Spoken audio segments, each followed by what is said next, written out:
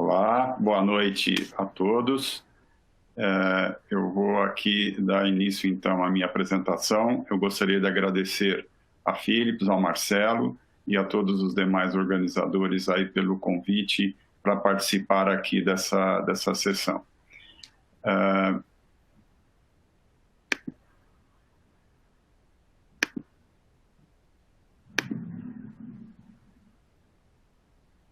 Então, nós vamos falar aqui o porquê fazer o procedimento, no caso do forame oval patente e da comunicação interatrial. Seria fácil uma primeira resposta. Nós diríamos que a nossa grande vontade seria realmente fechar o forame oval para evitar a recorrência da embolia. Esse seria o motivo. E na comunicação interatrial, para melhorar os sintomas, a capacidade e evitar complicações futuras, como arritmias, hipertensão pulmonar e embolia. Mas a questão é, seria isso para todos? No caso, por exemplo, do forame oval patente, fechar um forame oval patente resolve o problema da embolia paradoxal? E como fechar? Né? Cirúrgica ou por via percutânea? Eu gostaria de iniciar falando um pouquinho, então, sobre o forame oval patente e lembrá-los que o forame oval é normal e necessário na vida intrauterina. Como vocês podem ver nessa figura aqui embaixo, o fluxo na vida intrauterina vem pela cava inferior, vai pelo átrio direito, dirigido pela válvula de Eustáquio, atravessa o forame oval e aí assume a circulação sistêmica no sangue que veio lá da placenta. Tá certo? Então, isso é necessário. Assim que a criança nasce, então, há a redução da pressão pulmonar, portanto, do átrio direito, e aumento da pressão do átrio esquerdo. Com isso, as membranas, o septum primo se adere aqui, se encosta na região da fossa oval, fechando, mas, com frequência, né, permanece uma pequena passagem de fluxo entre as duas lâminas de tecido, e isso, usualmente, tem um fechamento completo por volta dos 2 anos de idade. Todos nós sabemos que o forame oval tem uma prevalência em adultos em torno de 25% a 34%, sem diferença entre gêneros. Isto, pela frequência, pela prevalência do forame oval na vida adulta, nós consideramos isso uma anomalia ou uma variação da normalidade. Estudos em autópsia mostraram que, dependendo da idade, a prevalência de forame oval pode variar de 34% até 20% nos mais idosos, com um aumento discreto das dimensões com a idade. Estudos com transesofágico mostraram, por exemplo, nesse estudo com 581 pacientes, indivíduos com mais de 45 anos de idade, que 25% deles tinham forame oval pérvio, mas sem uma variação com a idade. O forame oval patente ele é relacionado com algumas manifestações clínicas, né? A grande maioria dos pacientes não vão ter nenhum problema durante toda a sua vida. Entretanto, alguns podem ter embolia paradoxal, causando, por exemplo, um acidente vascular cerebral criptogênico, cefaleia vascular e enxaqueca já foi relacionada, a doença da descompressão com embolia gasosa e síndrome de platipneia e ortodeoxia. Então, são condições que usualmente são associadas com forame oval patente. Obviamente, no exame físico não há nenhum sinal clínico, né? E o diagnóstico, às vezes, é feito por um achado ocasional ao ecocardiograma, ou quando o paciente tem um acidente vascular cerebral criptogênico, então vai se investigar o forame oval patente. E isso é feito com ecocardiograma transtorácico, com transesofágico, certamente a doutora Renata vai abordar estes aspectos. Nós podemos usar também o ecocardiograma intracardíaco, o Doppler transcraniano e o Doppler transmitral também podem ser utilizados, ok? A vantagem do eco transesofágico e o eco intracardíaco é que essas duas técnicas têm uma especificidade melhor, nós conseguimos visualizar melhor o forame oval e caracterizar melhor a situação anatômica do paciente. E, em qualquer uma dessas técnicas, né, sempre nós vamos usar solução salina por via venosa e também a manobra de Valsalva. E qual seria, então, a melhor opção terapêutica para os pacientes com forame oval patente e acidente vascular cerebral, que é a grande preocupação pela frequência e repercussão que isso pode trazer para o paciente.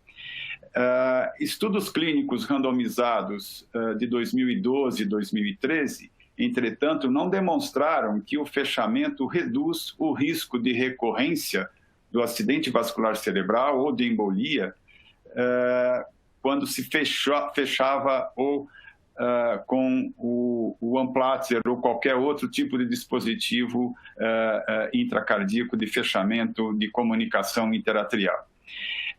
Entretanto, eles observavam que havia alguma evidência de melhora, mas eles não conseguiram demonstrar, em 3 estudos clínicos randomizados, diferença significativa na evolução das complicações comparado com o tratamento clínico. Bom, então, com isso, os pesquisadores continuaram a analisar dados, a procurar motivos para encontrar por que essa diferença, por que continuava tendo acidente vascular cerebral aqueles pacientes que tinham sido submetidos ao fechamento com dispositivo. Bom, a primeira comentário a ser feito é que, devido à alta prevalência na população, o forame oval patente, né, em paciente com acidente vascular cerebral, ele não garante uma relação de causa-efeito, né? Então, isso levanta sempre a possibilidade: aquele forame oval está associado ao acidente vascular cerebral ou é um achado incidental? Porém, quando se olha os estudos já realizados, em particular naqueles pacientes com acidente vascular cerebral criptogênico, observa-se que a incidência de forame oval ela é muito maior do que na população geral. Observem aqui, desses 581 pacientes, né, 37% tinham forame oval e outros 9%, além do forame oval, tinham aneurisma do septo atrial. Alguns estudos, alguns pesquisadores optaram por desenvolver um índice para tentar identificar aqueles pacientes que tenham maior chance ou nos quais havia uma relação possivelmente muito mais forte entre o acidente vascular cerebral e o forame oval patente. Então, foi criado um índice, né, que é um índice de embolia paradoxal, e o que eles analisaram? Que deram valores para os fatores de risco cardiovasculares, infarto cerebral cortical e a idade, né? Então, e somavam aqueles pacientes que tinham os maiores scores, valores do índice, né? Eles tinham um percentual, uma probabilidade de prevalência de forame oval, uma prevalência de forame oval pérvio de 73%. Quer dizer, era muito maior do que aquele grupo que tinham mais idade, que tinham fatores de risco cardiovasculares, que eram hipertensos, diabéticos, ok? Então, isso foi uma dos entendimentos dessa época. E observaram também que este grupo que tem um índice maior, né, ele tem uma recorrência também de embolia paradoxal. Com isso, se encontraram algumas características importantes, né, que podem influenciar na decisão terapêutica do paciente com acidente vascular cerebral e forame oval pérvio. Então, aquele paciente cujo perfil clínico é um indivíduo mais jovem, que não tem fator de risco cardiovascular significativo, tem um índice de embolia paradoxal alto, associado a padrão de infarto cerebral do tipo cortical, e no coração a imagem ao ecocardiograma mostra um forame oval de tamanho moderado, aneurisma do septo atrial e fluxo transeptal intenso, e se eventualmente ocorrer, o que é muito raro de se observar, trombose venosa profunda simultânea, então esse é o paciente que teria, então, maior chance de que o seu AVC tenha sido por uma embolia paradoxal através do forame oval. Bom,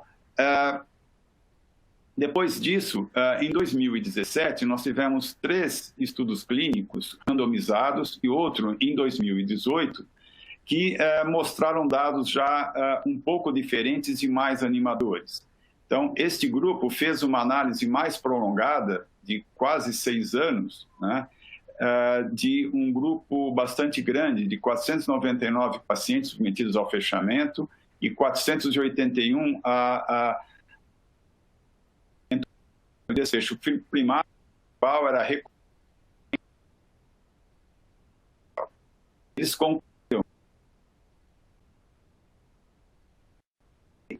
os pacientes que tiveram o fechamento do forame oval, eles estavam associados com uma menor taxa de recorrência de embolia após o fechamento do que aqueles pacientes que usaram apenas o tratamento medicamentoso, que era o uso de antiagregante plaquetário.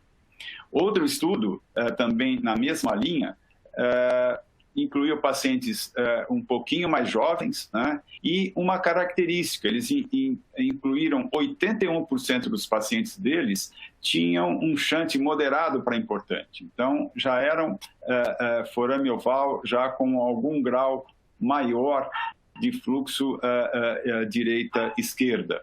Então, vocês estão vendo, eles também tiveram o mesmo resultado, ok? Uma taxa de recorrência de acidente vascular cerebral menor do que o tratamento antiplaquetário, né? Mas foi observado neste estudo, ok, que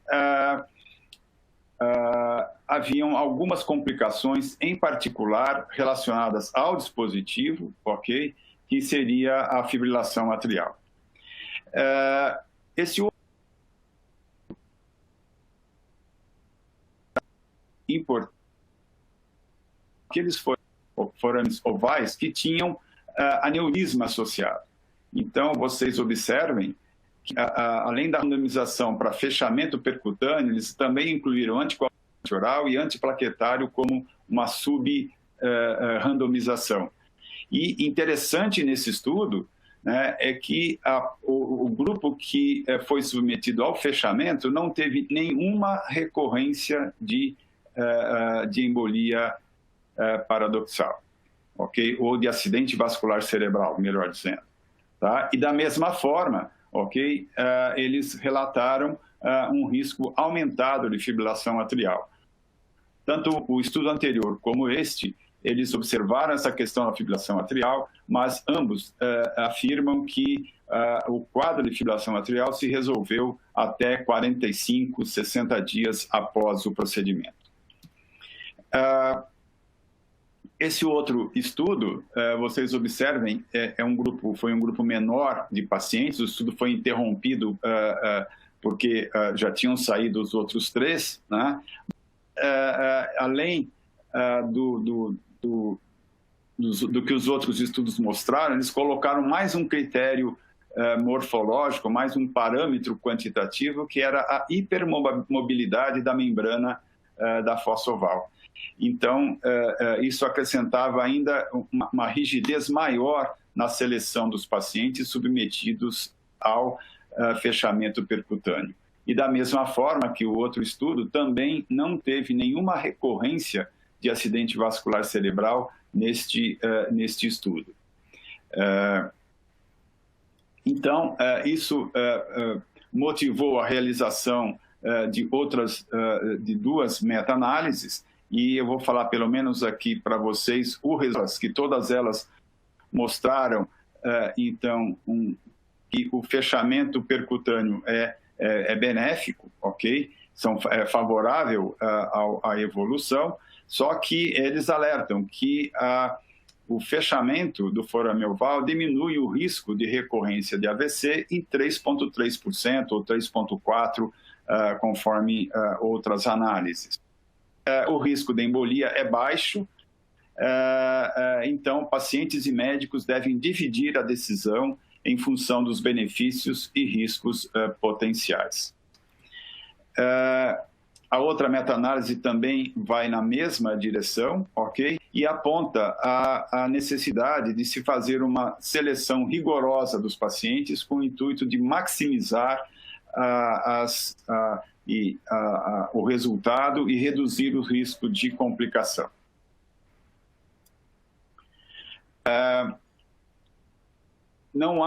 Esses dados ainda não estão em diretrizes de cardiologia, por exemplo, das diferentes sociedades de cardiologia, mas eu encontrei algumas recomendações na Academia Americana de Neurologia, ok? E também num outro documento da Sociedade Europeia de Cardiologia, que não é uma diretriz, mas é um documento. E eles relatam, né, que aqueles pacientes, sempre nós devemos procurar um mecanismo alternativo ao acidente vascular cerebral, ok? Que se ele for encontrado, o forame oval não deve ser fechado, mesmo que tenha sido identificado.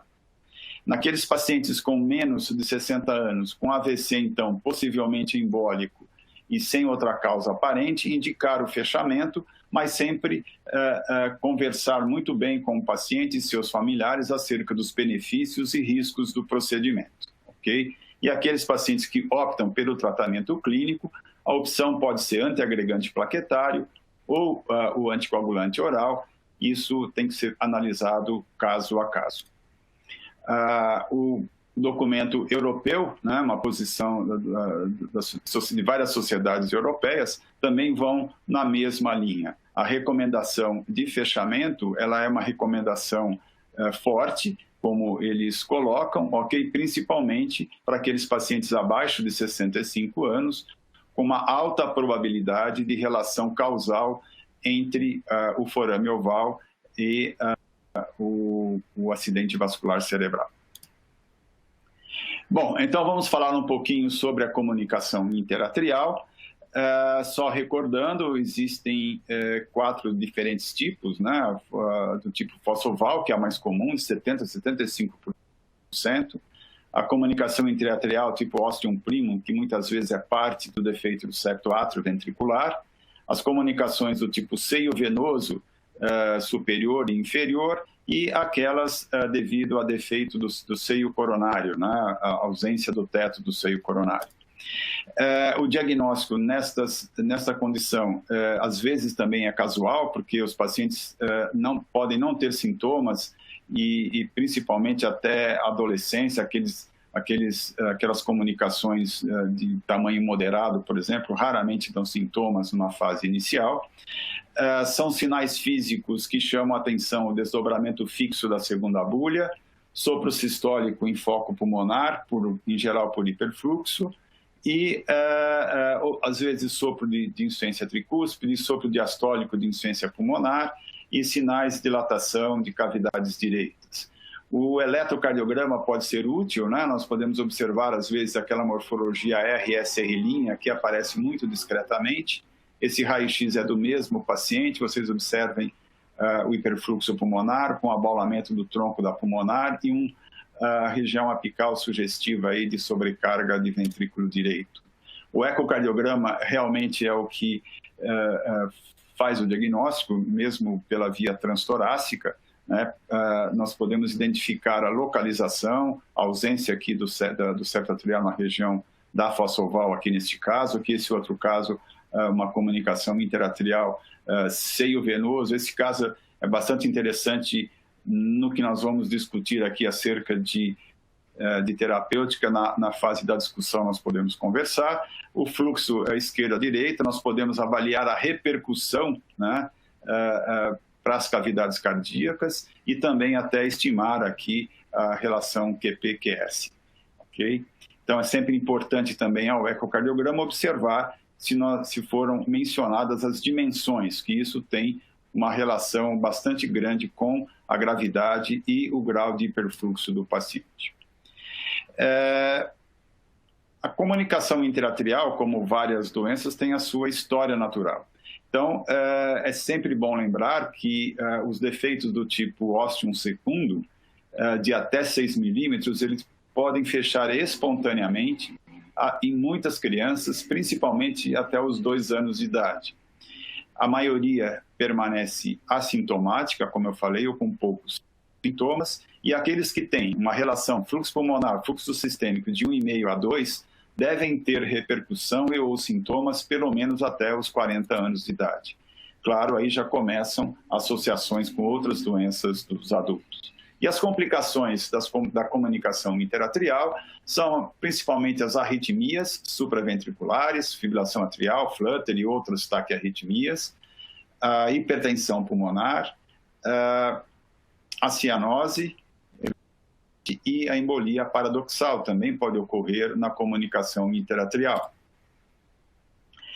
A American Heart e o American College of Cardiology, em 2019, eles publicaram um guideline abordando as doenças congênitas em adultos, e antes disso, eles fizeram uma meta-análise das publicações existentes para analisar se de fato uma intervenção, seja ela cirúrgica ou uma intervenção percutânea, é benéfica, traz algum efeito protetor para os pacientes. Então, eles encontraram estudos que englobaram 603 pacientes, né? E eles observaram um efeito protetor com melhora da classe funcional, na redução das cavidades cardíacas direitas e na função e pressão sistólica do ventrículo direito.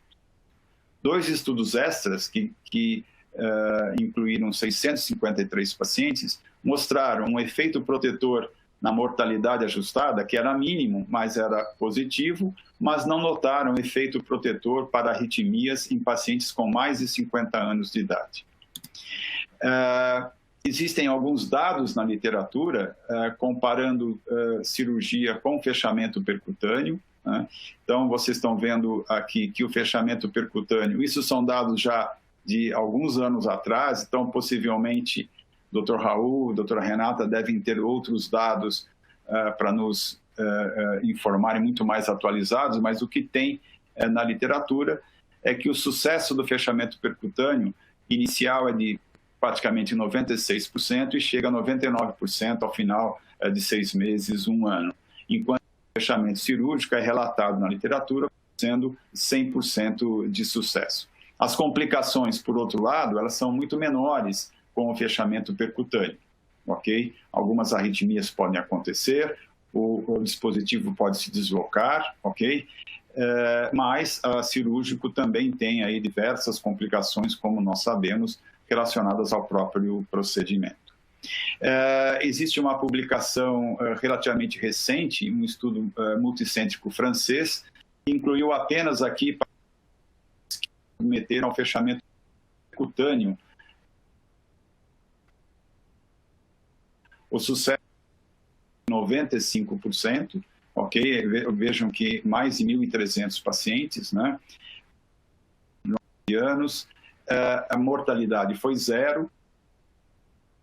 As ações peri-procedimento foi de 1,8%, então é um número bastante pequeno. E isso ocorreu principalmente em crianças com menos de 15 quilos e naquelas com defeitos grandes, ok? E essas aqui são algumas das complicações que eles observaram. No longo prazo não houve nenhuma morte, não houve, houve algumas arritmias, 2 pacientes desenvolveram hipertensão pulmonar e 2 tiveram ataque isquêmico transitório 3 meses após o procedimento. Em 16 anos, a sobrevida livre de complicações foi de 98,6%. Dessa forma, na diretriz, né, que numa comunicação interatrial, tipo ostium secundo, com fluxo predominante da esquerda para a direita, ok, que tenham aumento das cavidades direitas, pelo menos 1,5 para 1, sem cianose, com pressão pulmonar abaixo de 50%, pressão sistólica abaixo de 50% da pressão sistólica sistêmica, e resistência vascular pulmonar abaixo de 1/3 da resistência sistêmica. Se o paciente tem sintomas, é classe 1 de fechamento percutâneo ou cirúrgico. Se o paciente não tem sintomas, eles consideram classe 2A. Okay? Por outro lado, se já há uma repercussão hemodinâmica, principalmente da circulação sistêmica mais importante, ou seja, o paciente já está desenvolvendo doença vascular pulmonar, é melhor fazer toda uma análise adequada, consultar um especialista em cardiopatia congênita e hipertensão pulmonar, e aí, neste caso, o fechamento ou a cirurgia seria classe 2B. Aqueles pacientes, por outro lado, que têm fluxo direita para a esquerda, é importante, então, confirmar a hipertensão pulmonar e certamente não continuar com o fechamento, e sim utilizar tratamento medicamentoso para hipertensão pulmonar. Dessa forma, eu queria concluir que o forame oval patente e acidente vascular cerebral criptogênico não lacunar, em pacientes com menos de 60 anos e que tenham mais fatores de risco, o fechamento mais o tratamento clínico é melhor que o tratamento clínico apenas. Nas comunicações interatriais, naquelas em particular do tipo ósteum secundo, a correção do defeito, se sintomas ou repercussão, ela é usualmente indicada, ok? Sempre avaliar a possibilidade do fechamento percutâneo, que é a primeira escolha, ok? E considerar tipos de defeitos e condições hemodinâmicas de exclusão. Sempre lembrando que nesse tipo de decisão, o trabalho em equipe é a melhor opção para o paciente em busca do melhor resultado. Era isso que eu tinha para falar para vocês. Muito obrigado.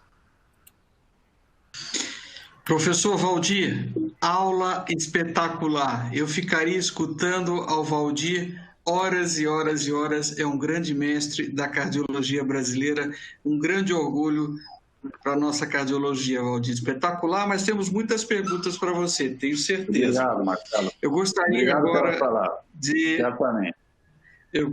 Eu gostaria de chamar a Renata Cassar, que vai nos falar como fazer a análise com relação à possibilidade do fechamento transcatéter do FOP e da comunicação interatrial. Por favor, Renata, seja muitíssimo bem-vinda. Boa noite a todos. Muito obrigada, Marcelo, pelo convite, pelas palavras. É um grande prazer. Muito obrigada a todos os envolvidos. Vou compartilhar aqui a minha tela.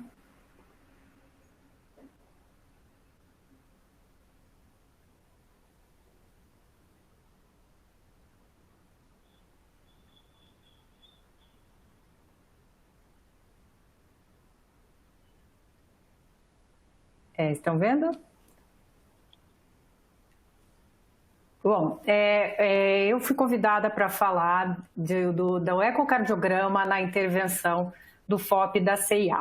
Como os senhores sabem, a hemodinâmica cresceu muito e os fechamentos percutâneos de vários defeitos vêm evoluindo. E junto a isso, o ecocardiograma vem paralelamente com as suas tecnologias permitindo que isso tudo aconteça. Os objetivos, o papel do ecocardiograma no defeito dos septos era, em primeiro lugar, selecionar os candidatos favoráveis, auxiliar na escolha dos dispositivos indicados, guiar e monitorar o procedimento e, claro, visualizar os resultados imediatos, detectando complicações e acompanhar a longo prazo. As modalidades disponíveis hoje são várias, sendo que as mais utilizadas para o fechamento, tanto na seleção como no fechamento, é o eco transesofágico, na sua modalidade de bidimensional e tridimensional. Alguns serviços usam o eco intracardíaco em CIAs pequenas, forames ovais, e deixam restritos a isso. Estrategicamente, a imagem no fechamento dos defeitos, como os senhores podem ver, em pacientes que têm mais de 35 a 40 quilos, o eco tridimensional ele é uma ferramenta de extrema importância nessa situação. Eu vou começar falando de CIA, as indicações da CIA. A CIA factível de fechamento é aquela do tipo ósseo secundo, localizada na fossa oval, que tem bordas ao redor do defeito maiores que 5 milímetros, fluxo esquerda-direita, e o diâmetro dessa CIA, ele tem que ser menor ou igual a 38 milímetros. Essas são algumas diretrizes, principalmente a europeia, trabalha com esse número, e outras diretrizes em torno de 36 milímetros. Claro, não pode haver outros defeitos cardíacos associados, né? E indicação para o mesmo. Vamos começar com a primeira etapa, que é a seleção dos pacientes, do caso favorável. Nessa etapa, o primeiro lugar é ver o tipo do defeito, a direção desse fluxo. Localizou o defeito, as dimensões do mesmo, nos seus diâmetros máximos e mínimos, se possível área, número de orifícios, medir as bordas do defeito, a forma do defeito também, como os senhores vão ver, e algumas situações que podem estar associadas e que podem complicar um pouco a execução do mesmo, que seria o aneurisma do septo interatrial e a associação com válvula de Tacos redundante ou rede de Chiari. A CIA factível de fechamento, como o Dr. Valmir comentou, são vários os 5 tipos de CIA, os tipos do seio venoso e seio ósseo primo, mas as factíveis de fechamento são as circuladas aqui em verde, que são as do tipo ósseo secundo, podendo ser de dimensões até 38 milímetros e bordas maiores que 5 milímetros, podendo ser fenestradas. Já nesse caso, os senhores veem nessa imagem que não há borda na região posterior do septo.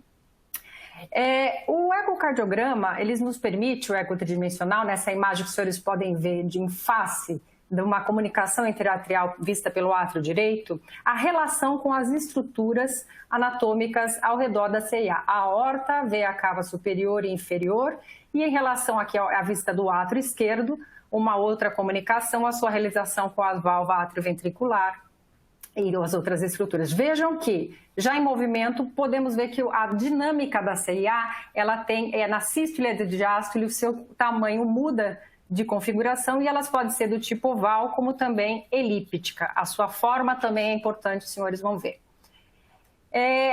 E quando nós temos, como viram a forma ali, nós vamos fazer dimensões dessa CIA. Se tivermos eco tridimensional e vimos que essa forma é circular, a medida pode ser única desse defeito. Em CIAs, em que a forma é elíptica, nos casos, você deve fazer 2 medidas, eixo curtos e eixo longo.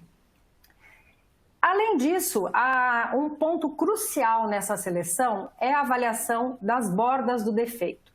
As bordas que vão dar sustentação a esse dispositivo serão as bordas inferior, ou também chamada de antero-inferior, que está perto dessa região aqui da válvula tricúspide, das válvulas AVs, a borda superior contralateral a ela, a borda antero-superior, a borda póstero-superior e póstero-inferior junto ao eixo das cavas. Mas vamos lembrar também da borda do seio coronário. Apesar dela não estar envolvida na sustentação da prótese, ela está envolvida, se você uma prótese invadir essa região, ela pode fechar a entrada, o deságue do seio coronário, e isso não pode acontecer. Então, lembrar de checar essa borda do seio coronário também. A sequência é um rastreio de 0 a mais ou menos 120 graus que nós fazemos, iniciando lá no 0 graus, medindo a CIA naquele local, partindo depois de 15, vamos varrendo no bidimensional de 15 em 15 graus, lembrando de fazer introduções e puxar a sonda para procurar defeitos, fenestrações associadas, e concluindo a medida desse defeito no eixo das cavas. Vejam bem que esta é a sequência que deve ser realizada sempre para você conseguir interpretar bem as bordas e o tamanho da sua CIA. Quando essas medidas, todos esses planos, são semelhantes, então a diferença entre uma é em torno de 1 a 2 milímetros, o maior tamanho é considerado como o tamanho da CIA. E se essas medidas foram significativamente diferentes, maiores do que 3 milímetros em um plano e outro, uma reconstrução mental permitirá uma compreensão do formato da sua tridimensional da sua CEA, ou embora o eco tridimensional tenha substituído esse requisito. Porém, se os senhores não estiverem em mãos com o eco tridimensional, vejam que essa reconstituição mental pode ser feita, pois quando nós estamos vendo no 0 graus, nós estamos vendo esta região do septo. Lembre-se que anterior, posterior, superior e inferior com uma vista pelo átrio. De 45 a 65 graus é como nós tivéssemos um corte bidimensional nesta região do septo, então as bordas avaliadas, a anterosuperior e uma porção aqui a posterior. E quando nós estamos em 90 e 110 graus do nosso eco bidimensional, o eixo é o eixo das cavas, então é esta região, essas bordas que estão sendo medidas, a borda póstero-superior e a póstero-inferior. Então, com essas medidas, você consegue mentalmente reconstituir e imaginar se o formato da sua CIA é elíptica ou circular. Vejam bem, essas bordas, na prática, a borda aórtica anterosuperior, ela pode estar ausente. O fato dela estar ausente ou ser pequena, ela não contraindica o fechamento dessa CIA, porque a próstata ela tem um mecanismo dela, ela se mantém firme, abraçando a parede da aorta.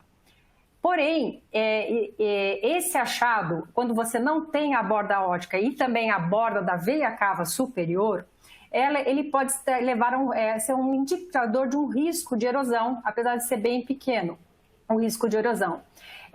E vejam aqui, e principalmente o caso que tem mais risco é aquele em que você vê essa ausência da borda em todos os cortes, ou na maioria deles. Aqui já no 0 graus, vemos que tem uma ausência de borda anterosuperior. E aí o que acontece é que a prótese pode ficar cavalgando e deformando a parede da aorta e, com o tempo, causar uma erosão. Apesar de ser raro, é importante lembrar disto.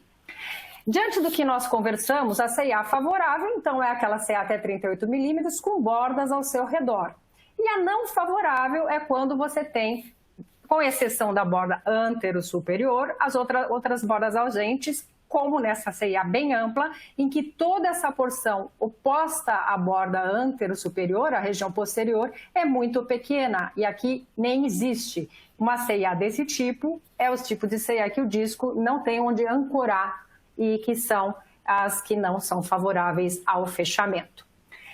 Ampliando as indicações de fechamento, as CIAs antes eram indicadas apenas as CIAs isoladas, porém, hoje nós sabemos que nós podemos fechar as CIAs com mais números de orifícios, septos fenestrados. O que deve ser feito nesse caso é a medida, como vocês estão vendo nessa seta amarela, da distância entre as CIAs. Estão vendo, senhores? É porque uma distância menor que 7 milímetros, muitas vezes, permite uma oclusão desse defeito com apenas um dispositivo. E maior do que isso, você também pode fechar com 2 dispositivos. Quando nós temos esse septo fenestrado, muitas vezes temos associado um aneurisma do septo interatrial. É uma característica que deve ser avaliada também. Lembrando, senhores, o que é o aneurisma, é uma excursão do tecido septal maior que 10 milímetros em cada direção, ou uma excursão total maior que 15 milímetros, somando do lado direito para o lado esquerdo. Ele pode ser melhor demonstrado no eco, no modo M, e também no modo bidimensional. Mais à frente, em forame, eu vou falar um pouquinho mais de aneurisma para os senhores.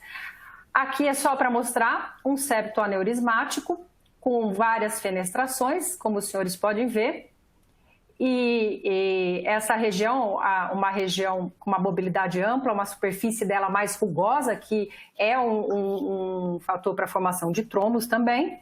E os septos interatriais, eles foram descritos a classificação em 4 tipos, tipo A, B e C, e vejam que cada um desses tipos pode ser ocluído com algum tipo de dispositivo. Um dispositivo, tipo C2, e aquele que era só indicado anticoagulação ou cirurgia, alguns casos a possibilidade de fechamento com uma CIA do tipo cribiforme.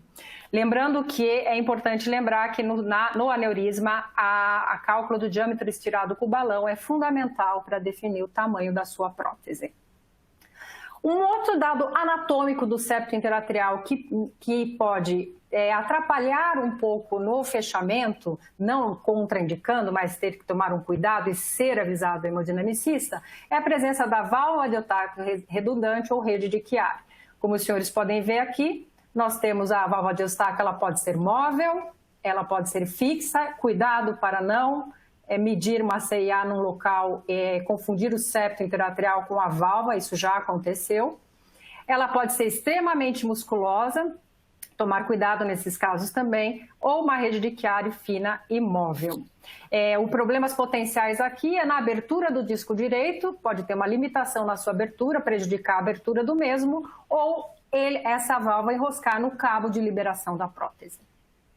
Vamos para a segunda etapa, que é durante o procedimento, nós vamos agora, nosso paciente é favorável para o fechamento, então nós vamos escolher o dispositivo. Nesse momento, o ecocardiograma tem alguns passos, desde localizar o catéter onde ele está passando, porque no CIAs múltiplas eu preciso saber se o hemodinamicista cruzou o orifício de maior tamanho. É a partir dele que nós vamos começar a avaliação do septo. Identificar se o balão medidor está centralizado no septo, acompanhar o enchimento desse balão com o cólor e comunicar a parada. Esse balão ele vai dentro do orifício da CIA e vai ser insuflado para medir o tamanho desse orifício, se as bordas sustentam, né? Checar todos os cortes. Nós também, nessa etapa, em pacientes adultos, costumamos avaliar a função diastólica, porque esses pacientes podem ter uma falso VS com função diastólica normal e eles terem disfunção diastólica e ao fechar essa CIA isso complicar. Como os senhores podem ver, nós vamos guiar vendo o catéter passando aqui pela CIA, porém é fácil numa CIA única, mas numa CIA no septo multifenestrado, o tridimensional ele é fundamental para nos orientar que local nós estamos passando. A posição do balão, veja, o balão não pode estar todo no átrio esquerdo, né, você vai avisando o hemodinamicista para ele puxando o balão até que seu balão fique na sua posição central e o diâmetro estirado possa ser calculado. Nós vamos acompanhar com o mapeamento em cores a parada de fluxo e avisar no momento que vai haver a parada de fluxo para que esse balão seja medido, podendo ser medido pelo bidimensional, e podem ser feitas comparações com a angiografia, e aqui, como os senhores podem ver, no eco tridimensional também é possível medir a cintura do seu balão. Porém, mas, na presença, se você tem em mão um eco bidimensional, alguns casos exclui-se a necessidade da medida do balão, já que o tridimensional consegue calcular a área do seu defeito, e essa área vai ser o tamanho da prótese que você vai ter que usar. Claro, como eu falei, septos muito moles com aneurismas, não podemos usar só essa tecnologia. Temos que fazer o balão, a etapa do balão é fundamental. Vamos ao implante do nosso dispositivo. O ecocardiograma, então, vai checar a bainha que vai levar o dispositivo, vai acompanhar a liberação nos respectivos ângulos, checar se as bordas estão dentro dos discos, se há achante residual e avaliar a relação com algumas estruturas como a aorta e seio de Valsalva. Os senhores vejam que, primeiramente, sempre acompanhar o passo a passo, saber a que momento do exame, do procedimento o hemodinamicista está e antecipar o que ele está fazendo. Então, você veja aqui a bainha posicionada na veia pulmonar superior esquerda, que é o local em que realizamos, pode ser realizado por outra veia, mas aqui é onde se começa. Acompanhamos com o eco bidimensional a abertura do disco esquerdo da prótese neste corte de 45 normalmente e 65 graus e vemos o disco descer e se apoiar no septo para que a cintura comece a ser liberada. É possível, pelo tridimensional, nós acompanharmos sim a liberação desse disco e ele se assentar, se juntar ao septo. Porém, a imagem ideal é o bidimensional entre 45 e 65 graus. Vejam aqui uma prótese já posicionada no seu átrio esquerdo, vendo todas as bordas dela dentro, voltadas para o átrio esquerdo, o disco esquerdo. Feito isso, nós vamos checar a presença, se as bordas estão dentro. Vamos de 0 novamente a 120 graus, sempre seguindo essa sequência. Aqui foi realizado, antigamente se realizava com mais frequência a manobra de Minnesota, como vocês podem ver, a prótese está presa num cabo e o hemodinamicista vai traciona um pouco a prótese para que o ecocardiografista possa enxergar a borda da cava inferior, a póstera inferior, que às vezes é a mais difícil de ser vista, principalmente se há um aneurisma. Então, você pode solicitar isso e conseguir ver se tem borda entre os discos. Seguido a isso, o shunt residual é pesquisado e, senhores, prestem atenção que esse shunt central, ele é normal de ser encontrado no final de um procedimento. Nesse momento, entre a malha da prótese, ainda irá passar fluxo. A epitelização da mesma só vai ocorrer depois de 6 meses. Bem, em relação ao FOP, vamos falar tem algumas particularidades. O fechamento transcatéter do forame oval patente ele é eficaz para o AVC criptogênico. A identificação do FALP de alto risco é muito importante e o ecocardiograma aqui tem o seu papel fundamental, mudando as características anatômicas desse FOP e essa morfologia do FOP pode estar relacionada ao AVC criptogênico. Só lembrando, senhores, o forame oval ele não é um defeito no septo, né? Como o doutor Valdir explicou, nós não temos um buraco, um orifício, né? É a lâmina, a posição das lâminas forma um resíduo oblíquo com formato em fenda ou túnel. E vejam, senhores, que a visão pelo átrio direito, aqui da lâmina do fosso oval, e a abertura do forame oval pela visão do átrio esquerdo é nesta região. Prestem atenção que muito próxima da aorta. Logo que esse paciente já está selecionado, ele veio para a hemodinâmica, nós vamos fechar esse forame oval, ele tem indicação de fechar.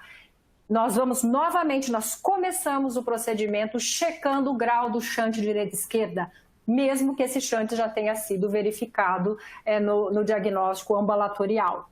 Acontece às vezes de nós, numa primeira injeção, não conseguir ver esse shunt. Lembrar que tem que ter associação da manobra de Valsalva, né, na realização desse teste. O grau de shunt direita e esquerda é avaliado, então, tanto em repouso como com a manobra, com solução salina agitada. O número de macrobolhas é contado em um único frame e quando maior que 30 macrobolhas é considerado um shunt grande, com maior risco. Veja, senhores, a gente não sai contando as bolhas, né? É uma impressão que vocês podem ver. Esse aqui não havia menor dúvida que existia um shunt direita e esquerda, porque esse shunt tem que ser comprovado. Mediante a isso, então, o forame oval, a maioria das pessoas podem pensar, o fechamento de um forame oval é tranquilo. A CIA é mais difícil, mas o forame oval é ali um buraquinho, eu vou descer com a minha prótese e nem tudo tranquilo. Mas tem características anatômicas do forame oval que o tornam complexo o seu fechamento, que é a válvula de Eustáquio, a rede de Chiari redundantes, a ampla separação das lâminas do forame oval, um túnel longo maior do que 8 milímetros, fenestrações múltiplas, aneurisma do septo, a presença de um septo grosso maior que 10 milímetros, incluído o septo lipomatoso, que é o maior do que 20 milímetros, anomia distorcida devido ao aumento da raiz da aorta. A válvula de Eustáquio nós já falamos. Vamos para a abertura do forames. A abertura dos forames é a separação dessas lâminas. É considerado um forame grande quando essa abertura é maior do que 2 milímetros. Então, estudos mostram isso. Quando os senhores podem ver nesse paciente do sexo masculino, ele tinha uma separação muito ampla. Ao teste de macrobolhas, vocês vejam que é um FOP mesmo. Alguns podem dizer, não, isso não é forame, é uma CIA. Mas vejam que é um FOP. Ao tridimensional, nós vimos aqui, olha, a tendinha formando aqui do FOP no lado esquerdo. E como esse FOP se comportava como uma CIA, como os hemodinamicistas, nós vamos escolher o disco, a prótese a ser usada. Nessa situação, algumas vezes é necessário lançar mão do balão medidor, que não é habitual usar nos forames ovais, para calcular uma cintura, e o que foi realizado nesse caso, e o fechamento desse forame não é com as próteses de forame, foi realizado nesse caso com uma prótese de CIA. São variações e tem várias discussões, o Dr. Raul pode falar melhor sobre isso. O túnel, outra característica de um FOP complexo, ele é considerado longo quando maior que 10 milímetros, a medida da entrada dele até a saída do fluxo pelo lado esquerdo. Túneis longos maior que 10 milímetros são encontrados em maior grupo de AVC criptonogênico. Vejam, a presença de um túnel, o uso do balão medidor também pode ser uma técnica importante para auxiliar a avaliação da forma do seu defeito. Quando você visualiza um recorte mais longo, usando um balão complacente de inflação estática, a cintura fica mais delineada, como os senhores podem ver nesse nosso caso, e mais fácil pode ser, e podemos medir também o comprimento.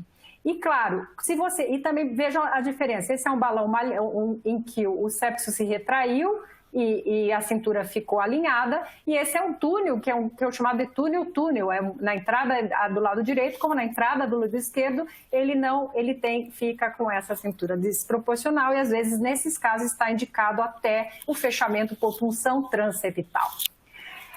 Outro agravante e também um fator de risco para o AVC criptogênico é o aneurisma do septo interatrial, que nós falamos anteriormente em CIA também. A sua prevalência avaliada com esofágica de 2,2 na população geral e de 8 a 15% em pacientes com possível AVC embólico. Relembrando como é dado ao aneurisma, o que é o aneurisma, né? A lâmina, né, balançando em torno de 10 milímetros, ou somado os dois para um dos lados, ou somado os dois lados 15. Durante o procedimento, um dado útil para a escolha do dispositivo no septo com aneurisma passar para a hemodinamicista a medida da extensão do aneurisma no septo primum, tá? Isso vai auxiliar na escolha da prótese. Outro agravante que pode complicar são as múltiplas comunicações do septo interatrial. Como os senhores podem ver nesse caso, uma CIA e um forame oval associado. Vocês podem ver nas bolhas aqui que é a passagem tanto da esquerda para a direita como da direita para a esquerda. Esses casos, o que é importante, pessoal? Fechou o forame, você tem que checar. Fechou a CIA, você tem que checar se não tem mais chante direita e esquerda. Porque na presença do forame você tem que cessar o shunt direita e esquerda. E aí pode ser necessário uma outra prótese. Outro sinal agravante é o septo lipomatoso, quando é acima de 20 milímetros, ou então o septo muito espesso, como nesse caso os senhores podem ver, aqui o septo secundo muito espesso, e que a prótese pode ter uma dificuldade de abraçar o septo e ficar aberta e não fechar o shunt direita e esquerda. E por outra alteração de um forame oval mais complexo é a anatomia distorcida devido ao aumento da raiz da aorta, pode ocorrer na síndrome da plaquipneia ortodeóxica, em que os senhores podem ver aqui uma aorta gigante, e a aorta ela muda a angulação do septo, comprime o átrio direito, e isso predispõe a abertura da lâmina da fossa oval e permitindo um shunt direita-esquerda. Feito isso, um dado a mais também que alguns hemodinamicistas solicitam em sala é a distância entre a veia cava inferior e o FOP, por conta de que a informação auxilia na escolha do dispositivo. Tem trabalhos dizendo que a angulação da cava também em relação ao FOP menor de que 10 milímetros também pode ser predispor a um shunt maior direita à esquerda. Bom, falando dos procedimentos, para ficar quase finalizando, vamos falar das complicações pós-procedimento. A complicação pior de todas são a erosão. A erosão, como os senhores podem ver, nesse caso, nós temos a prótese encostada aqui no teto do átrio, em que houve a presença aqui de erosão, e nesse tridimensional, um caso em que mais tardiamente houve uma erosão aqui da aorta, formando fistulizando a aorta, o átrio esquerdo, a aorta, e esse fluxo. São complicações sérias e que nós não gostaríamos de ter, né? Vou só lembrar aos senhores a característica do forame oval. Os senhores lembram, né, que no lado direito a lâmina da falsa oval está aqui, então a prótese fica nesta posição, porém do lado esquerdo a prótese, quando é fechado, pode ficar muito próxima da aorta. Então, qual é a importância da borda antero-superior, a borda da aorta, quando estamos diante do forame oval? Já que todos nós sabemos que quando o forame oval não vai ter não são bordas, não são medidas, né? Já que não é um orifício, é uma aposição de lâminas. Mas como os senhores podem ver, nesse caso, quando você não tem nenhuma borda na aorta, como aqui, fica muito próximo. Então, uma borda até de 4 milímetros vamos dizer que seria mais tranquilo para nós, pensando numa complicação tardia. Como nós fazemos, tanto na CIA e no forame, para tentar saber qual é aquele paciente que a gente pode ter um risco de uma erosão, de uma perfuração e algum problema maior. É importante prever esse caso. Como nós prevemos? Com a sua relação da próxima com o seio transverso. O seio transverso é essa estrutura que fica entre a aorta, o átrio esquerdo e o tronco da pulmonar. Então, nós vamos avaliar no ecocardiograma como que se comporta, qual é a relação da prótese, tanto com a aorta como esse seio transverso, da seguinte forma.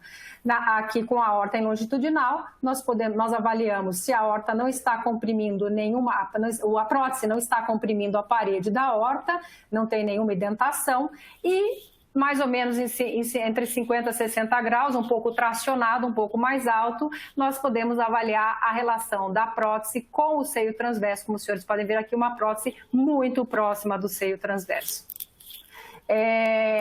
Eu trouxe esse caso para mostrar para os senhores, em que nós podíamos ver um forame oval. Olha a lâmina aqui do forame oval, super próxima do seio transverso. E quando fomos colocar o disco, descendo o disco esquerdo, quando o disco esquerdo foi colocado, já notem que houve um comprometimento do seio transverso. O seio transverso era bem pequenininho aqui, olha o quanto que ele foi tracionado, como essa prótese estava apoiada nessa região e causando essa deformidade no seio transverso, com alto risco de futuro de erosão e até mais imediato. Nesse caso, o ecocardiografista tem a obrigação de avisar o hemodinamicista, e a estratégia deve ser traçada, se vai ser trocada a prótese, vai ser realizada outra forma de fechamento por punção ou não. Então, isso faz parte, o ecocardiografista tem que dar esse aviso. Vejam os senhores aqui, né? Esse seio bastante dilatado e depois esse seio apertando aqui a parede da aorta. Bem, após o implante, a avaliação tanto na CIA como no forame, nós vamos ver fluxo nas válvulas atrioventriculares, veias sistêmicas e pulmonares, a pesquisa de derrame pericárdico, função, e o segmento desse paciente deve ser realizado, senhores, com eco transtorácico, com 24 horas de vida, 24 horas antes da alta, uma semana, 3, 6 meses e 1 ano após o procedimento. Algumas diretrizes pedem esse eco em 1 e 6 meses, mas nós, na nossa prática diária, realizamos com 1, 3, 6 meses e 1 ano. Após 1 ano, se ainda tem chance residual, um forame, deve ser realizado um eco fluxo, deve ser realizado o eco esofágico e ser avaliado e repensado se há alguma coisa a ser feita. As intervenções cardíacas, portanto, concluindo estruturais transcatéter, oferecem benefícios dos procedimentos minimamente invasivos, e no caso de fechamento de FOP-CIA é o método de escolha. A ecocardiografia desempenha um papel fundamental nesses procedimentos, e sendo que a adição de imagens tridimensionais aprimorou mais ainda a nossa compreensão. Porém, protocolos de ecos esofágicos sistemáticos com descrição anatômica são necessários e devem ser sempre seguidos.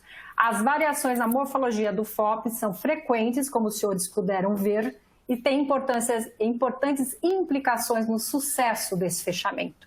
Devem ser cuidadosamente selecionados e os ecocardiografistas e hemodinamicistas devem estar alertas e familiarizados com a aparente inocente forame oval.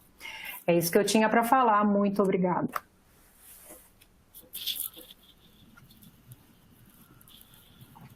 Wow. Wow. Excelente, Renata, excelente presentación. Gracias. Es un lujo escucharte, preciosas las imágenes, y para los que vivimos en esto casi todos los días alegra ver cómo se mantiene el control de la calidad, cómo se chequea todos los bordes. Esto se puede discutir, pero te felicito, muy buena tu presentación, excelente. Muchas gracias, un gusto, un placer.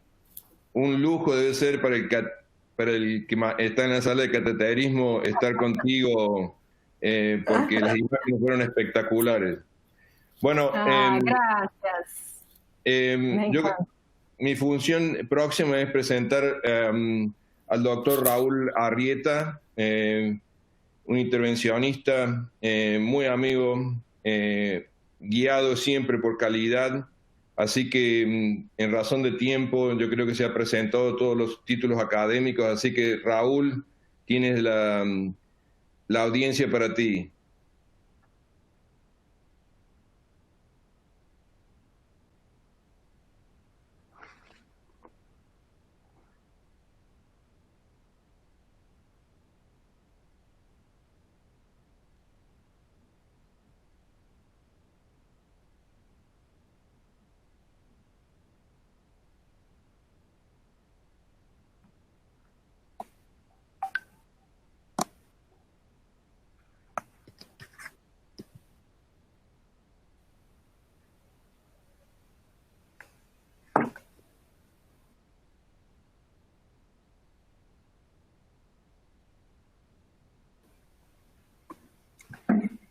Doutor Raul, está no mudo, nós não estamos te escutando.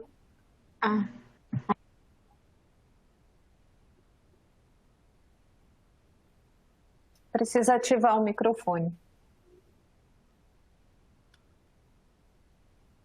Tiene que reactivar el micrófono, Raúl. Sí. Bueno, ok, ahora? Ahora sí. Agora sim. Desculpa. Bom, muito obrigado. Muchas gracias, Ricardo, por la presentación. E vou tentar ir muito rápido por questão de tempo. Todos nós gostaríamos de ter uma CIA simples de fechar.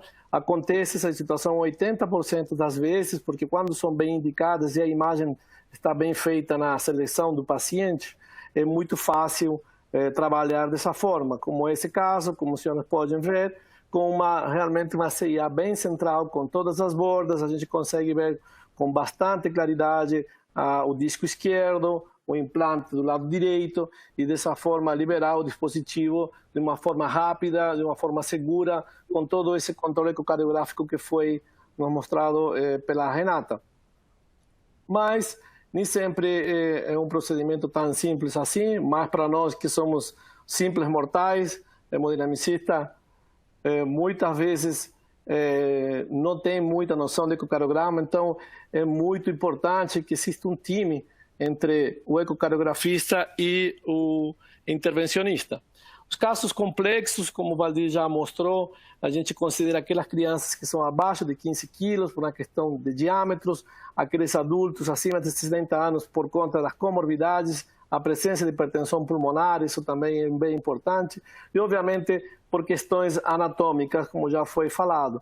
Vejam aqui, nossos desafios foram crescendo, né? Vou mostrar alguns casos bem rápido para a gente ver como nós podemos fazer um implante de 2 dispositivos em caso de 2 CIAs, aí os guias, o balão passando por maior defeito, vejam que ficou o defeito residual um pouco mais posterior, e aí nós conseguimos colocar, mediante uma técnica de sanduíche, o implante desses 2 dispositivos de uma forma tranquila e sempre, obviamente, guiados pelo ecocardiograma bi- e tridimensional. Existem casos, como que eu vou apresentar agora, que é uma paciente jovem de 50 anos, né, que ela se negou ao tratamento cirúrgico. Isso, às vezes, quando a gente mostra isso, sempre pensa que não é verdade, mas é verdade mesmo. Essa paciente se negou a operar e, infelizmente, essa paciente tinha uma CIA bastante complexa, como os senhores podem ver aí, umas 3 CIAs, uma CIA ortossecundum típica, bem perto da borda aórtica, e uma região também na fossa oval longe da maior, que são 2 comunicações também nessa região da fossa oval, um pouco mais perto da cava inferior. Aí nós, como já foi mostrado, medimos o balão na primeira CIA, um balão, a hemodinâmica foi 28 milímetros, aqui uma imagem do balão mostrando que estava na maior CIA e bem próximo de uma das comunicações e outra que ficava distante. E muitas vezes o hemodinamicista pode cair na tentação de tentar com um único dispositivo fechar todos esses orifícios, né? E isso pode levar a um resultado não tão bom. Esse foi o que aconteceu nesse caso. Vejam aqui um Amplatzer número 30, e vejam só, para tentar pegar, mas vejam só como se conformou esse dispositivo muito apertado na cintura, ele fica extremamente separado. Veja as imagens do eco, é um dispositivo que não fica numa posição adequada. A gente tem que saber quando retirar esses dispositivos e quando trocar. Então, nesse caso, esse dispositivo foi trocado por um dispositivo menor, né, uma outra prótese número 26, porém, quando a gente vai com uma prótese menor e muito justa, muitas vezes o dispositivo é difícil de ser implantado, como os senhores podem ver aqui, o dispositivo prolapsa hacia o lado direito e a gente precisa de uma série de manobras para conseguir implantar esse dispositivo. Uma das manobras que nós podemos fazer é mudar o eixo da CIA utilizando um guia hacia uma das veias pulmonares. Veja aqui o defeito original. Colocando um guia hacia o outro lado, eu estico no sentido contrário e diminuo esse diâmetro aqui, e dessa forma eu consigo implantar o dispositivo. Veja aqui na prática, nesse paciente a gente fez exatamente isso, mudamos o eixo da CIA e dessa forma, veja aqui no ecocardiograma como acompanha perfeitamente o catéter aqui, a visão do catéter, vamos dizer assim, segurando a prótese para a gente conseguir implantar esse dispositivo de uma forma correta. Então, uma vez bem posicionado, nós retiramos esse catéter que serviu de apoio, né? E o dispositivo fica super bem implantado. É muito importante que o ecocardiografista e o hemodinamicista saibam desses passos para poder seguir em frente com o fechamento. Mas nesse caso tinha outras comunicações, né, que nós tínhamos que fechar, e vejam aqui os senhores como existe um fluxo adicional posterior. Nós temos que passar um outro balão pelo segundo dispositivo, para depois dessa forma conseguir implantar um outro dispositivo nesse orifício menor, como foi o caso aqui. Veja nessa imagem angiográfica, veja que essa imagem angiográfica é muito pobre, né? Nossas referências é apenas radiológica, e todo isso é guiado através das imagens ecocardiográficas, o dispositivo do lado esquerdo sendo bem encostado com o lado direito, e aqui já os 2 dispositivos sendo liberados, a imagem radiológica, ecocardiográfica perfeita, mostrando realmente uma boa posição dos 2 dispositivos. Mas mesmo assim, a gente tinha um terceiro buraquinho, no qual, obviamente, a gente, por mais que insista, o ecocardiografista mostra esse pequeno detalhe, mas a gente para porque realmente eram 3 orifícios, e ficar com 2 ou 3 orifícios não... ficar com um orifício pequeno muito melhor que com os 3 grandes que a paciente tinha. Em relação ao foramen oval, já foi mostrado, os casos mais complexos para nós fecharmos são aqueles que podem ter aneurismas, e aí o aneurisma tem várias escolas. Uma delas é você ocupar pouca parte do aneurisma, com uma prótese pequena, como é o caso aqui, veja, tem uma escola que diz que só fechando a boquinha do foramen oval esse aneurisma vai estabilizar, ou aquela outra escola que é o que já mais também, eu vamos dizer, mais simpatizo, é aquela de colocar um dispositivo maior para tentar estabilizar logo de cara o aneurisma do paciente e diminuir assim o fluxo. Então nós podemos ver aqui, nesse paciente, quando a gente coloca realmente um aneurisma importante, aqui apenas uma prótese pequena, vejam que todo o aneurisma fica livre, né? Então apenas fechando a boquinha do foramen oval, sempre levando em consideração todas aquelas relações que foram apresentadas pela Renata, e vejam aqui já o dispositivo implantado, feito um novo teste, e só com apenas ocluir a boquinha do foramen, deixando o aneurisma exposto, isso fez com que o foramen fechasse imediatamente.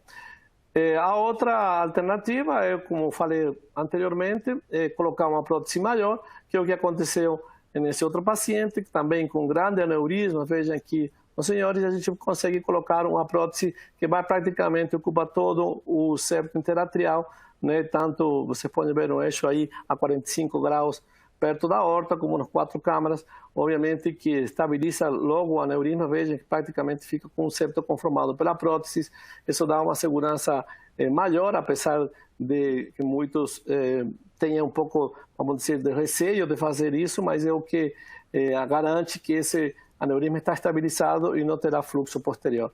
Outro dos problemas que a gente pode apresentar no fechamento, como a Renata mostrou, o septo lipomatoso, né? Veja que o septo lipomatoso bem importante, né? Bem uma desproporção entre o septum secundum e o septum primum. E o problema quando nós estamos esse tipo de anatomia, se nós colocarmos um dispositivo pequeno, ele fica muito aberto e o shunt pode ainda vazar nessa altura e a prótese não apertar suficiente, não se configurar de forma correta no futuro, e o paciente continuar com shunt residual e tudo que a gente não quer. Então, nesses casos, o mais recomendado é você colocar uma prótese maior para que feche mais a borda da cava inferior e dessa forma desviar o fluxo hacia o outro lado. Veja que acontece um paciente com prótese pequena, que fica com o bracinho curto, né? E aqui, uma vez feito o teste, né, desse paciente, veja como passa toda a quantidade de contraste do lado direito para o lado esquerdo, pois ela fica muito curtinha, muito aberta e fica passando entre os discos, e isso dificulta muito a endotelização que acontece de 3 a 6 meses, que seria o fechamento definitivo. Então, nesse caso, é obviamente recomendado trocar de dispositivo por um dispositivo maior, como esse outro exemplo, em que tinha esse septo bem lipomatoso também, não chega à definição, mas vejam como ela abraça mais a porção da cava inferior e faz com que o defeito feche de forma total. Um outro problema que nós podemos encontrar são nesses pacientes que a Renata já comentou, que é a platinea ortodeóxia, que nada mais é uma disneia quando o paciente fica sentado e fica ok quando está deitado, e ele fica a ortodeóxia é a insaturação durante o dia, né? Vejam aqui nesse paciente que tinha uma aorta extremamente grande, foi um teco transtorácico, foi feito um teste, e vejam como, esse não é o ato direito, é a aorta, como a quantidade de contraste passa do lado direito para o lado esquerdo, e isso se deve a que a angulação entre as cavas muda o sentido do septo. Nesses pacientes, normalmente, a aorta é bastante grande e faz com que o ângulo do septo interatrial ele abra e permita a passagem quase que espontânea, sem nenhum tipo de esforço, do lado direito e do lado esquerdo, e o paciente fica até cianótico no fim do dia. Esse é o exemplo que já foi mostrado também. Além disso, esse paciente, para piorar, também tinha um septo com algum aspecto lipomatoso, né, o que faz com que o dispositivo fique realmente numa posição totalmente diferente. Existem uma experiência bastante grande do grupo de Toronto, que publicou vários casos, inclusive em alguns tipos de pacientes, colocou até próteses de foramen oval. Então é importante lembrar que nem todos os foramen ovais são muito fáceis. E já para terminar, e já ser bem curtinho, essa interação ficou ainda melhor com a nova tecnologia de EcoNavigator, que permite uma fusão em tempo real do hemodinamicista com a imagem ecocardiográfica. Esse é um dos hospitais aqui no Albert Einstein que temos esse tipo de tecnologia, onde a sonda é reconhecida pelo aparelho do raio-x e vejam aqui, o hemodinamicista pode manipular a imagem e fazer uma superposição realmente da imagem em tempo real e facilita demais nos momentos de intervenção, sobretudo naquelas intervenções mais complexas, né, como exemplo aqui, passando um balão de oclusão para passar, ver se tem um defeito ou não, ou alguns outros procedimentos de estrutural, como clipe, como mitra clipe, ou fechamento de líquido paravalvular, que não é o assunto dessa discussão de hoje, mas realmente nos forames ovais complexos e nas CIAs complexos, o EcoNavigator pode auxiliar muito a dupla hemodinâmica e ecocardiográfica. Então, eram esses pouquinhos casos que eu queria mostrar, de uma forma bem rápida, e para abrir a discussão, a gente tem tempo de algumas perguntas. Raul, sensacional. Se eu tivesse aqui com o Ricardo, eu diria, I'm speechless. Não tenho nem o que dizer. Realmente as 3 aulas foram espetaculares. Eu vou aproveitar toda a expertise de todos vocês. Eu vou começar fazendo algumas perguntas ao Ricardo, que são perguntas que chegaram da audiência. Ricardo, algumas perguntas a você. Como está, por exemplo, o cierre de FOP-CIA em Houston? É uma coisa rutinária de todos os dias, de todas as semanas, de todos os meses, de todos os anos? Uma pergunta.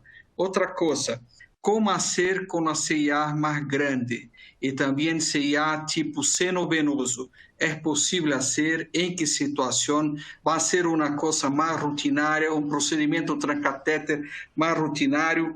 E uma outra cosita também. Que te parece, por exemplo, o Heart Team? É clave. Realmente é fundamental. Temos que ter uma associação entre as coisas de imagem e as coisas também de hemodinâmica. Como estão as coisas? Bueno, felicitar a Raúl. Ver un catetier que presente imágenes de eco es algo reconfortante. Tú sabes que yo tuve el honor y el privilegio de entrenarme con el doctor Mollins, que es uno de los pioneros en el intervencionismo cardíaco en este hospital. Y te debo decir que los avances han sido espectaculares, desde las imágenes hasta los nuevos dispositivos. Los nuevos dispositivos creo que están haciendo cada vez más que este procedimiento sea seguro. Probablemente yo estoy biased, pero yo creo que la opción quirúrgica habría que pensarla muy, muy bien con todos los resultados positivos que uno tiene en el cath lab hoy día. Acá es un procedimiento muy, como lo mencioné, en estos 3, hoy estamos a jueves, desde el lunes hemos hecho 2 casos ASD por día, o sea que es un procedimiento que se hace constantemente. Y lo otro es que en este hospital nadie va a un procedimiento o un cierre con dispositivos si no hay TI. O sea, el tránsito esofágico es parte de todos los días. ¿Qué es lo que he aprendido y qué es lo que exigimos a nuestros fellows? Y esto lo discutimos siempre con el doctor Mollins, si alguien cree que el septo interatrial es una estructura fija y que en el medio tiene siempre un agujerito redondo clásico, está errado. Esto es básicamente hacer imágenes de una bandera que está flameando con mucho viento y en donde el defecto nunca es de la misma forma. Siempre hay alguna variación en cuanto a los defectos. Lo segundo, yo creo que lo dijo Renata, la persona que está haciendo las imágenes en el tránsito esofágico tiene que conocer muy bien el procedimiento. Tiene que estar, diría, como jugando al tenis. Tiene que estar antes que pique la pelota, porque cuando picó la pelota y el catetier hace una pregunta y no saben en qué parte estás, ya perdiste el partido. O sea que tiene que estar adelantado en cuanto va a pasar en el procedimiento.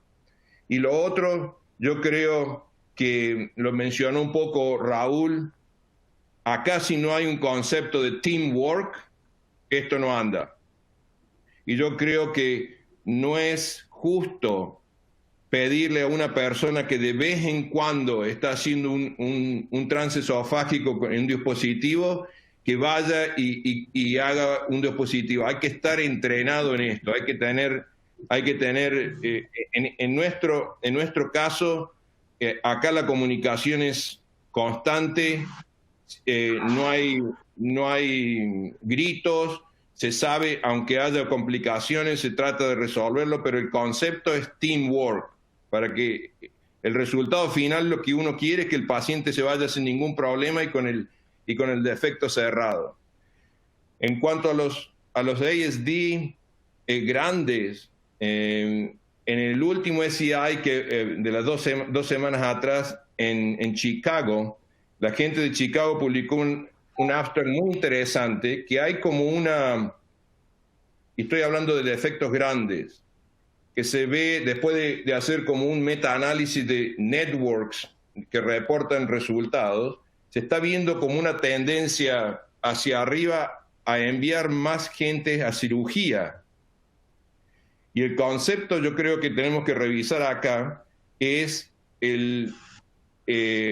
se pueden hacer defectos más grandes y hay que revisar muy, muy bien, porque el elefante, y eso quería hablar con Renata y con Raúl, el elefante blanco de la habitación acá es la erosión.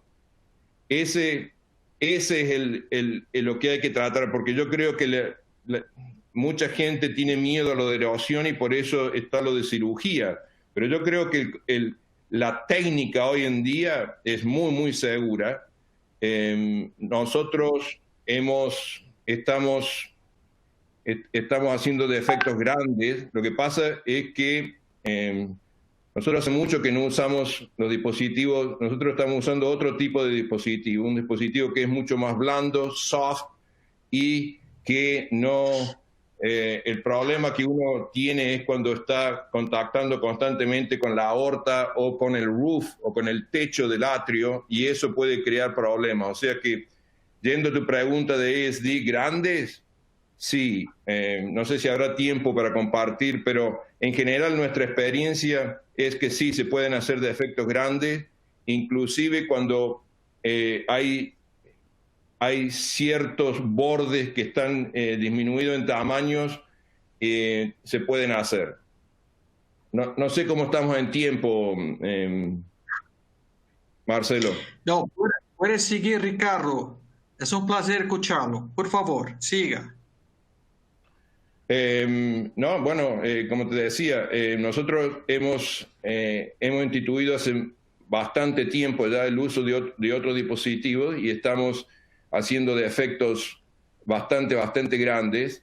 Y bueno, esa era una pregunta para Raúl o para Renata. ¿Qué es lo que le llaman a ustedes un defecto grande?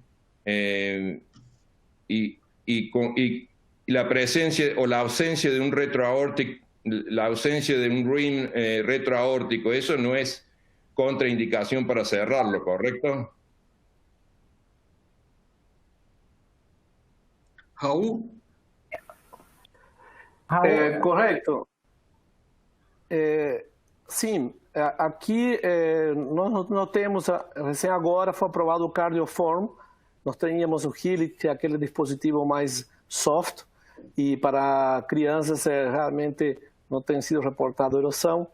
E a falha ou a ausência do bordo aórtico, ele não é contraindicação de maneira alguma, né? Eu acho que se você faz tudo de forma segura, nós podemos fechar sem ausência de bordo. Acho que esse é um conceito extremamente importante e considerar em crianças qual é um dispositivo, qual é um defeito grande em uma criança, muito em relação com o tamanho do átrio, com o peso da criança, né? E a gente não colocar um dispositivo muito grande em relação ao próprio peso e tamanho do átrio, né? No adulto já o limite é maior. Yo creo que ahí está el punto, Raúl. Yo creo que antes era la tendencia a sobremedir, y ahora el concepto en el KTT ha cambiado, por esto de erosión, tratar de no medir tan grande. Yo creo que en eso estamos de acuerdo, sí. Perfecto, perfecto. Renata, Ricardo. Renata, por favor. Não, eu acho que isso é um cuidado muito importante que o ecocardiografista deve ter ao avaliar a medida realmente desse defeito para a escolha e não superdimensionar o seu defeito. Vejam, às vezes, CIAs que são, por exemplo, elípticas, o maior diâmetro que você mede, às vezes não é o diâmetro que você vai correlacionar com a sua próstata. Por isso que o balão, o medidor, é necessário acompanhar o stop flow, passo a passo, não que o hemodinamicista faça uma insuflação muito intensa do balão e que cause força nas bordas e superdimensione o tamanho da sua CIA, e até o seu dispositivo aí ele não fica com perfil adequado, um perfil baixo, né? Fica um dispositivo armado e que pode aí sim comprometer.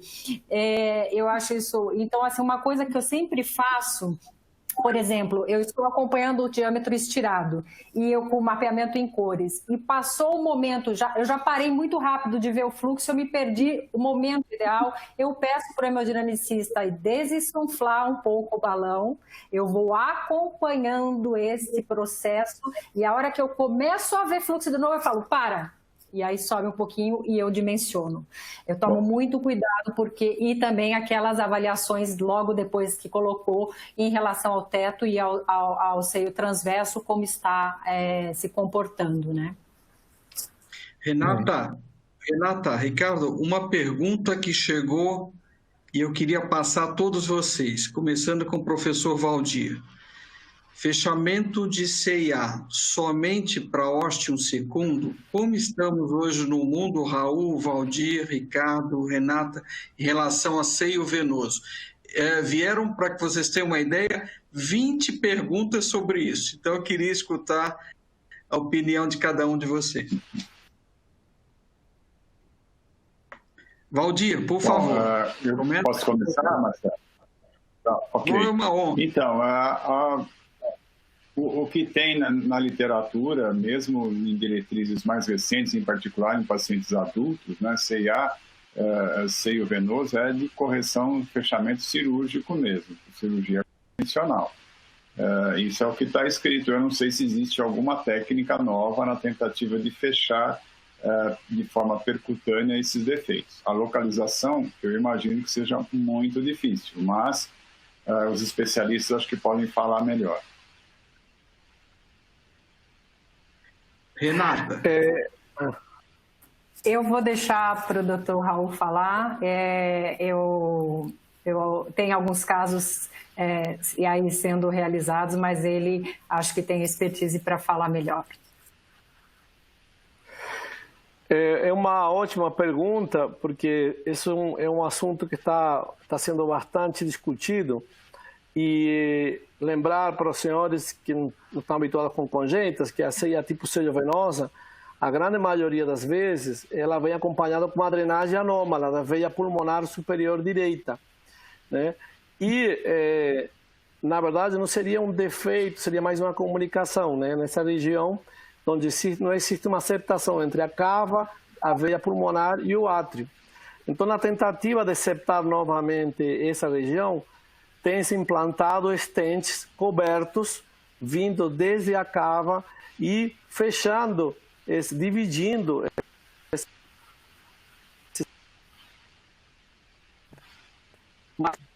Já tem sido feito por um grupo do Rio de Janeiro, em pacientes adultos, o Dr. Chamier, com ótimos resultados, né, uma experiência inicial. E recentemente no PICS, que é o nosso congresso de intervenções pediátricas e congênitas, que foi feito online, foram feitos 2 casos ao vivo com excelentes resultados. Não sei em Houston se estão fazendo ou não esse tipo de tratamento em crianças. Não sei, conheço, o Ricardo pode dizer melhor. No. Hemos estado hablando, se ha visto, se ha planteado la opción. La cirugía no está muy... el componente quirúrgico no está muy contento. O sea que... Acá tampoco. O sea que yo creo que estamos en un tú sabes muy bien, Raúl, que el grupo es muy agresivo acá. Yo creo que va a llegar el momento, pero por ahora no. Eu estava comentando com o Raul, nesse caso que nós assistimos no simpósio online nesse fim de semana, né, do PIX, e acho que o Raul, pelo que o caso que eles estavam fechando, eles faziam modelos de print, né, de 3D para estudar a prótese, como seria a prótese. A prótese foi até, acho que, desenvolvida naquele caso para aquele paciente, se não estou enganada, né, Raul? Eso mismo, un estente desenvolvido específico. Ricardo, ¿usted tiene una otra pregunta a los expertos? Un poco a Renata. Renata, ¿tú confías en las mediciones obtenidas en el transtorácico? Não, eu confesso, assim, não confio. Para mim, é comunicação. Não, veja, se fui eu que fiz, né? Tô brincando. Não, eu tô dizendo, não confio. Não, porque... Assim, CIA é muito difícil. CIA, às vezes a gente comenta no hospital. Tem casos que vêm com suspeita de CIA que eu falo, eu prefiro uma complexa do que dizer se esse paciente tem ou não tem uma CIA, porque às vezes eu não consigo definir. É difícil de ver o fluxo, as medidas não são adequadas, só se você tiver uma janela muito ideal. Mas não é a rotina e não é principalmente nos pacientes adolescentes e adultos. Então, para mim, CIA... Diagnóstico de CIA, anatomia de CIA um eco transesofágico. Completamente de acuerdo. Yo creo que en un chico después de los 8 o 10 años, tratar de obtener los rims o los bordes, digamos, cerca de la vena cava inferior y ser preciso en esa medición cuando el chico está... los músculos abdominales están pushing against you, no es reliable. Estoy completamente de acuerdo, y para nosotros todo procedimiento empieza con un transesofágico diagnóstico y después de ahí se decide, pero completamente de acuerdo contigo en eso. E às vezes o que nós fazemos aqui crianças pequenas, né, para não ter que realizar uma sedação, um esofágico, procedimento que é invasivo, e depois, para selecionar, às vezes o que nós fazemos, colocamos essa criança em sala, não puncionamos, eu passo a sonda, avalio. Caso é favorável, vamos em frente, seguimos. E se não, abortamos o procedimento, se não é favorável. Então, assim... De acordo contigo. Muito bom. Ricardo, Valdir, Raul, Renata, eu só gostaria de dizer o seguinte, fantástico. Eu acho que nós poderíamos ficar aqui a noite toda conversando e aprendendo muito. Eu gostaria muito de agradecer a todos vocês por toda a expertise, por tantas décadas de conhecimento, não são anos, são décadas de conhecimento que vocês nos trouxeram. A experiência da sala do Raul é uma coisa impressionante. Quando nós estamos trabalhando com ele, eu digo, Raul, eu vou embora, porque realmente é fabuloso. Quando a gente trabalha com a Renata, eu digo a mesma coisa. Renata, o que você vai me ensinar hoje? Quando eu escuto o professor Valdir, é a mesma coisa, é um mestre, é um orgulho escutar todos vocês. E com relação ao Ricardo, eu nem posso dizer o quê. Ricardo, em nome de todos os participantes, de toda a comissão organizativa, muitas graças. Gracias por todo. Esté siempre muy cerca de nosotros. Por estar más que seguro que Brasil va a estar siempre cerca de la CICIAC. Y ese es un proyecto para el futuro y vamos a traer siempre Raúl, Renata, Valdir y mucha gente de Brasil para estar muy cerca de ustedes y toda la gente tan grande de la CICIAC. Então, em nome da comissão organizadora, eu gostaria de agradecer muito a vocês. Gostaria que vocês dessem uma última palavra muito breve e dizer que as próximas sessões nós vamos ter 6 sessões especiais. Fechamento de apêndice atrial, tratamento de líquido periprotésico, TAV, mitraclip em 2 sessões e uma sessão especial demais de valve em valve. Então, Rê, sua última palavra, desejando a todos uma boa noite. Por favor, cada um de vocês, uma última palavrinha. Muito obrigada a todos, Marcelo, você, exagerado, mas muito obrigada por tudo, pelas palavras. Eu quero só aqui, rapidamente, só agradecer a toda a minha formação. Hoje eu trabalho dessa forma e tenho o amor por essa área da intervenção, que começou lá no Dante Pazanese, com o Dr. Carlos Pedra e a doutora Simone Pedra, que foram meus preceptores e onde tudo iniciou. Então, eu devo a minha paixão a muitas pessoas por quem eu passei, César Esteves, e eu gostaria de deixar aqui registrado o meu agradecimento e a essas pessoas também. Muito obrigada.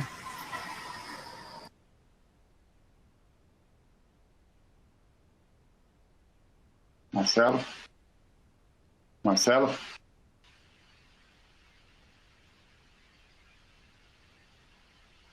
Yep. Pode ir, Valdir. Posso falar? Então, eu só queria também aqui aproveitar e agradecer, acho que foi um evento bastante interessante, muito bom, e foi um prazer enorme participar aí com todos vocês e espero revê-los em breve. Agradeço também a Philips e toda a equipe aí que ajudou na organização aí do evento. Muito obrigado, boa noite a todos. Bom, também fechando, agradecer a Philips e aos participantes que ficaram aqui até essa hora. Lembrando que é uma correta indicação, uma correta seleção, um correto monitoramento do fechamento através do ecocardiograma e um intervencionista experiente vão fazer que os nossos pacientes se beneficiem cada vez mais dessa técnica. Agradecer a Ricardo por las palabras. Muchas gracias, Ricardo. Para nosotros es un orgullo tenerte aquí en Brasil trabajando codo a codo. Muito obrigado a todos y buena noche. Bueno, para mí ha sido un honor y un privilegio compartir con todos ustedes. Agradecer a Philips, Marcelo, a todos ustedes por la presentación, pero yo quisiera terminar diciendo que a mí me gustaría estar en Brasil con una caipirinha y saludándolos a todos ustedes personalmente. Un abrazo. Muchísimas gracias. Gracias, Ricardo. Gracias. Muito obrigada a todos, um bom descanso para todo mundo, boa noite, um sucesso. E esperamos todos nos próximos eventos. Super obrigada. Estamos até assim emocionados, realmente foi muito legal, parabéns.